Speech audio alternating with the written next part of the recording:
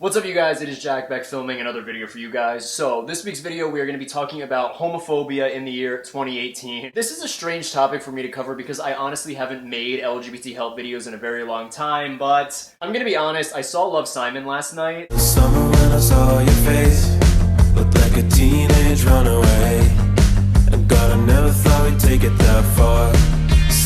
I knew I was gonna get depressed. Even in a past video, I said Love, Simon's gonna be the type of movie that gets me depressed, but I'm gonna be there front row and center on opening night with a 3D glasses, even though it wasn't in 3D. But I saw that movie and it kind of reminded me of just coming out. It reminded me so much of memories that I don't know if I've suppressed them. I don't know. Have they left like lasting scars on me since I was like forced to hide my sexuality? I don't know. I'm not a psychiatrist over here. But I was thinking a lot lately about coming out, so I want to sit down and I kind of want to talk about being a gay guy in present day society, because the question is it easy to come out in 2018? We've made so much progress, but have we made enough progress? And on one hand, we have YouTubers like Hunter Avalon. He made a video entitled Dear Gay People. Dear gay people, we don't hate you.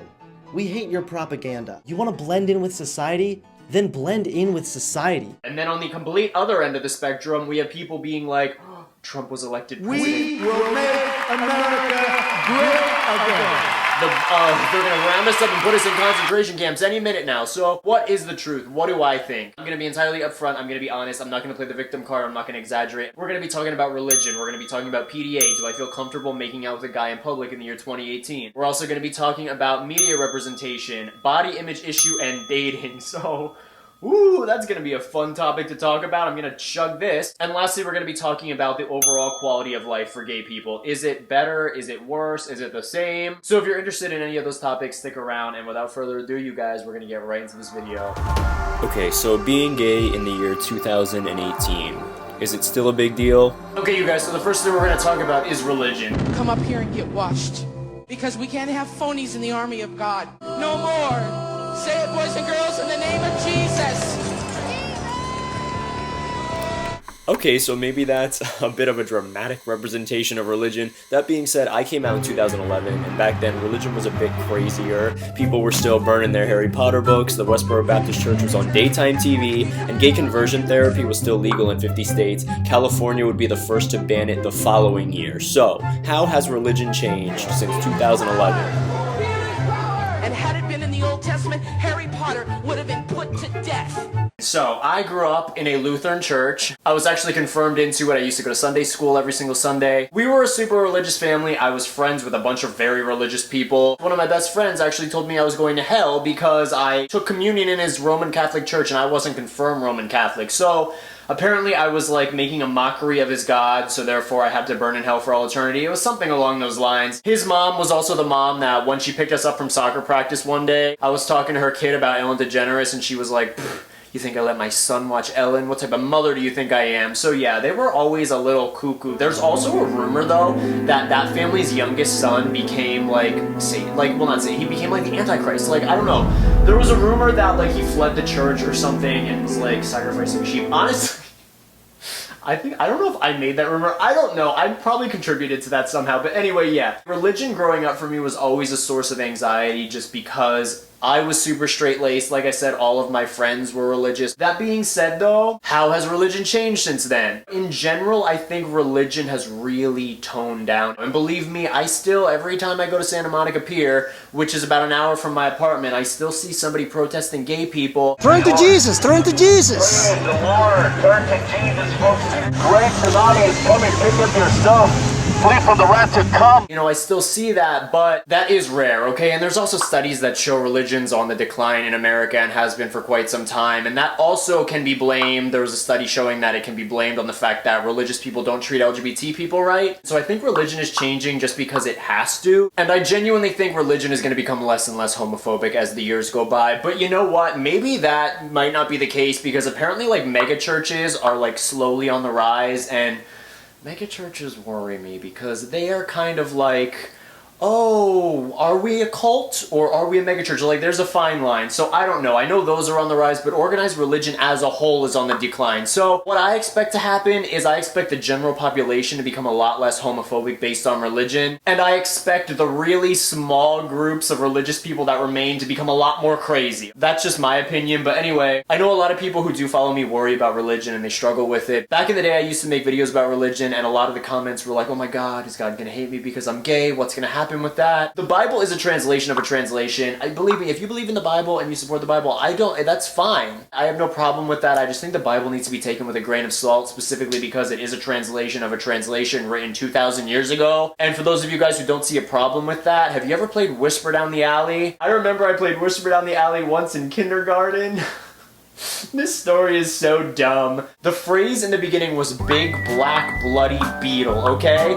And there was like 6 kids and we whispered down the alley and Jamie Stetler was the last person in line and God bless that sweet girl's soul. She leaned in and listened to the guy beside her tell her the phrase and she came out and went, Lord of the Rings? And I was like, how did Big Black Bloody Beetle turn into Lord of the Rings? Like, so yeah. Translation of a translation, things get lost in translation, so take everything in the Bible just with a little bit of a grain of salt. Maybe don't take it word for word. Okay, next you guys, we're gonna be talking about PDA. Do I feel comfortable making out with a guy in public in the year 2018? When I think about PDA, I remember back when I went on a date, it was about 2 years ago, it was at Atlantic City in New Jersey. I was on a date with a guy and we held hands and we were walking up and down the beach, and I swear to God, you guys, everybody looked at us. Like, every single person looked at us. And I'm not saying it was like they looked at us and were like, but they looked at us. And believe me, I obviously have no problem with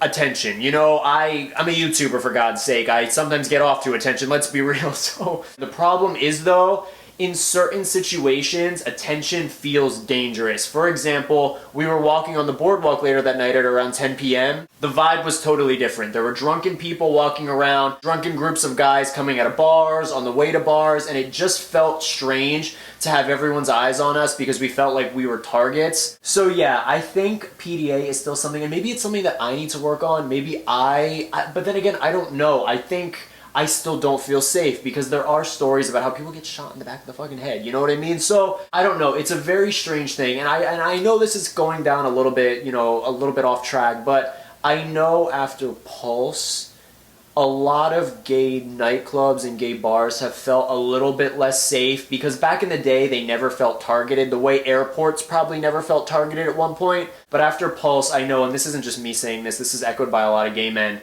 it feels like you are going to one of those targeted places, so you need to, you know, have your guard up. And in the back of your mind, you need to be like, okay, where are the exits? What am I going to do in case something bad happens? And that's such an awful feeling, and I think this is something that straight people, like gay marriage, great. Gay marriage was legalized, that's amazing. But when it comes to other issues that need to be resolved, I think straight people don't realize that gay people don't feel safe in all environments. So I think that's something that needs work and needs time and needs to be improved, and that just goes hand in hand with homophobia. If homophobia exists, people are going to feel like they're in danger. So next you guys are moving on to media representation. So we have to acknowledge that being gay in the media has drastically become more common. Back in 2011, Ellen was like the only gay person ever. But I mean, yeah, we also had Will and Grace, and we had Degrassi, which, yeah, had a gay character, had a few gay characters, but yeah, representation has definitely changed. And how is the world reacting to more gay characters on TV in the year 2018? There's a family member in my family, like my extended family, who's kind of homophobic. I feel bad saying a family member's homophobic, but you're homophobic, I don't know what else to say. Anyway, he no longer lets his daughter watch Supergirl because there's apparently a lesbian on it or something. A fun fact though, I showed his children my bare ass, so I don't know, those are the kids that discovered my nudes on my phone, so I don't even know. He needs to remove that stick from his ass. It's funny though, me and my mom always joke, we say like, oh, what shows is his daughter gonna be able to watch? She's not gonna be able to watch Supergirl, she's not gonna be able to watch Riverdale, because let's be real, Riverdale at this point, it's not even like there's a gay character on that show. That whole damn town has become gay. Disney Channel, there's now Good Luck Charlie had 2 lesbian moms. There was also the first openly gay character on Andy Mack. You like Jonah? Real O'Neills, we have Champions, American Horror Story, Evan Peters made out with a guy, and it was the greatest day of my life. We also have, again, Love, Simon. That movie made me incredibly depressed, like I said at the beginning of this video, but we have it, so we have definitely made strides in regard to media representation, and I'm not saying it should end there. I think we need a more diverse range of gay characters, because I always talk about West Hollywood, and how I go there. I shit on West Hollywood all the time. They're never gonna let me back in. There's probably gonna be like a poster with my face on it and a money reward because of how much I shit on it, but I go to West Hollywood all the time, and a lot of those guys, I think, since gay men mimic what they see on TV just like everyone else, I think a lot of those guys there talk the same, act the same, dress the same, and I've seen many guys there being super overdramatic and problematic, and very much so like mimicking reality TV, like reality TV gay men, and like trying to pick fights and like breaking things, and like, oh my god, if I'm gonna drag him if he shades me, sis. And again, if that is who you are, be who you are. Like, you know what I mean? I think that's a little bit of that is in everyone to a certain extent. I just think that more media representation will lead to more role models. Everyone deserves to have a role model that meshes well with their personality and helps them become the person that they deserve to be and that they should be, sets them down the right path to truly embrace who they are. So I'm all in favor of more media representation that's diverse. Let's get a Disney prince who's gay, or a Disney princess who's a lesbian, just like, you know, like one time. Just one time's all I ask. Okay, you guys, let's move on to dating in 2018 for gay men. This is what I want my dating life to feel like. Today was the beginning of my love story. I do love you. I'm in love with you.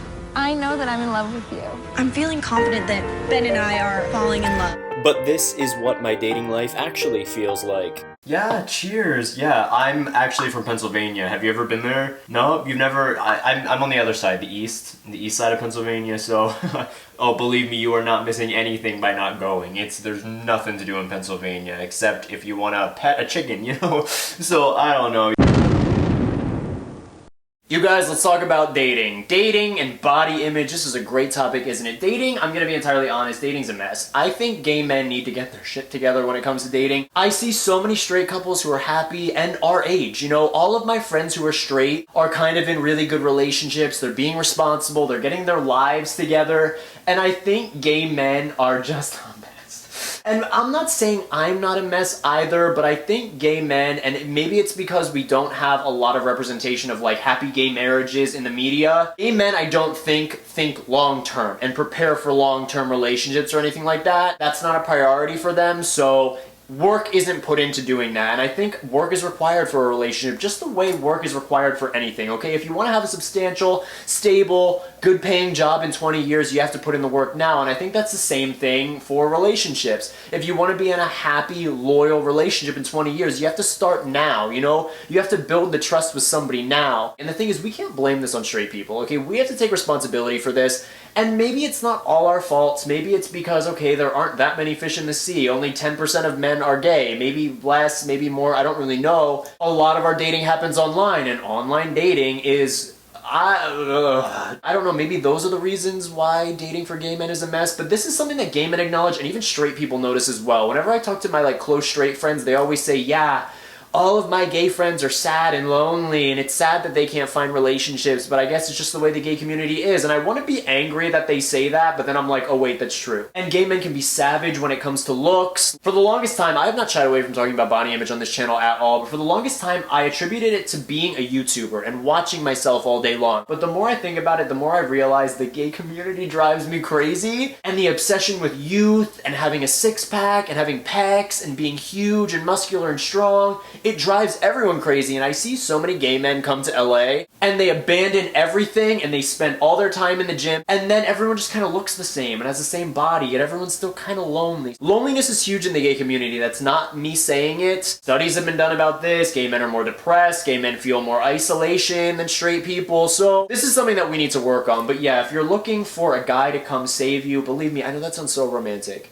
I'm such a romantic. I want a guy to make everything better and make my life happy, and I want to make their life better and save them too. But at the end of the day, dating is a mess in the gay community, and if you get your hopes up that it's gonna be a fairy tale without any work, you're fooling yourself. That doesn't mean you should give up. Be optimistic. All we can be is optimistic. You know, work on yourself. Make your body, you know, the best body it can be. Be the healthiest you can be, you know? Be the most patient, kindest person that you can be, the loyalist person you can be. That being said, be incredibly patient though. Like I said, gay dating is an absolute mess. I don't know if it's just we have to wait for, you know, people to mellow out. I don't know what it is, but gay dating, flop. Sorry.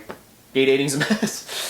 So, final thoughts. What is being gay really like in 2018? Is it easy? Is Hunter Avalon right? Should we all shut up and stop shoving propaganda down everyone's throat and playing the victim card? Or should we prepare for the next apocalypse holocaust? I think honestly, and this is, again, to everyone, I want everyone to acknowledge, I am acknowledging that I am a white boy who is not the son of immigrants. You know, my family isn't super religious. I live in LA, okay? I live in America. I don't live in Russia. I don't live in Egypt. I don't live in Iraq, okay? So my struggles are not even comparable to people who live outside of America. And I just want to make that clear. I'm mostly talking about my friends, you know, being gay in America, and maybe the struggle is different for you. Everyone has different situations and different environments that they, you know, grow up in. Some people live in the South. Some people have religious parents who are homophobic. I don't know. You have to judge your own situation. And I'm not here to be like, come out without thinking. Like, it'll be fine. Like, I'm not going to blow smoke up your ass and pretend that it's going to be fine. I don't know where you are. I don't know what your situation is. That being said, in regard to me, okay?